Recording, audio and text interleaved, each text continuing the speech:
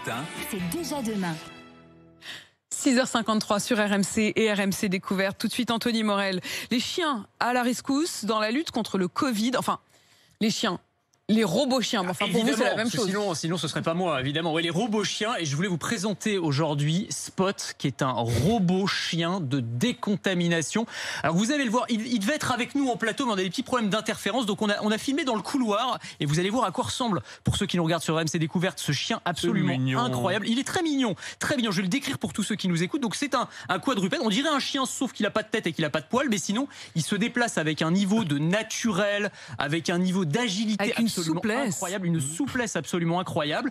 Et sur son dos, vous avez une petite boîte. C'est un caisson en fait de décontamination, c'est-à-dire que vous avez à l'intérieur des buses, un système de micro-pulvérisation. Donc le chien se balade, tic tic tic tic tic, dans un hôpital, dans une école. Ça fait à peu près ce bruit-là pour le coup, parce que on l'a testé tout à l'heure, ou dans un entrepôt par exemple. Et puis vous avez les buses qui diffusent du produit désinfectant, et ça va permettre comme ça, de nettoyer 2000 mètres carrés en 15 minutes. Alors peut-être que vous l'avez reconnu, ce robot qui a été conçu par Boston Dynamics, c'est l'entreprise la plus avancée au monde en matière de robotique. Et le kit de décontamination, lui, il a été conçu par une start-up française qui s'appelle Shark Robotics, qui est basée du côté de La Rochelle. Et qu'il a donc mis sur le dos, du chien robot. Ce robot, finalement, il fait le sale boulot en fait, à la place de nous. C'est-à-dire qu'au lieu d'aller avec notre bombe, il y va, il se promène tout seul, on peut le laisser faire. Quoi. Et il nous évite de prendre des risques, c'est-à-dire d'être en contact avec le virus. Alors on peut le piloter de deux façons. Soit on le pilote à distance, donc vous avez un opérateur avec sa tablette et il va piloter comme un objet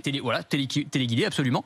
Ou alors il peut se déplacer aussi en mode autonome, c'est comme les aspirateurs qu'on a à la maison, beaucoup plus sophistiqués évidemment. Il va scanner la pièce, il va se déplacer. Vous savez qu'il peut monter et descendre les escaliers, enfin il peut faire vraiment tout quasiment comme un vrai chien. Donc on est dans ce qu'on appelle la cobotique, c'est la collaboration entre l'homme et les robots. C'est pas les robots qui vont nous piquer nos boulots, c'est les robots qui vont faire le sale boulot qu'on veut pas forcément faire parce qu'il y a des risques qui sont associés.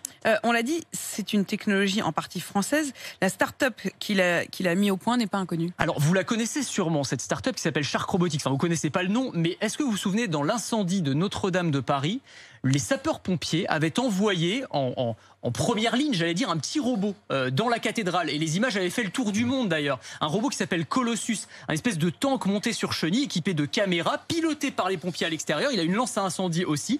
Et donc on l'avait envoyé en première ligne pour éteindre les flammes, pour faire baisser la température à l'intérieur de la cathédrale avant que les pompiers humains, eux, n'interviennent. Et donc c'est cette start-up basée à La Rochelle qui a mis ce robot au point. Les images ont fait le tour du monde. Elles ont tapé dans l'œil de ce géant de la robotique qui a conçu le chien, et c'est comme ça que leur relation est née. Et en fait, tout ça pour dire qu'on a, et il faut le mettre en avant, une excellence française dans le domaine de la robotique. Il faut le dire et le répéter. On a des ingénieurs, on a des chercheurs, on a des chefs d'entreprise, des inventeurs qui sont absolument incroyables dans ce domaine, et une expertise qui est reconnue dans le monde entier. Et en voilà un exemple parfait. Cocorico, pour une fois, voilà, allons-y.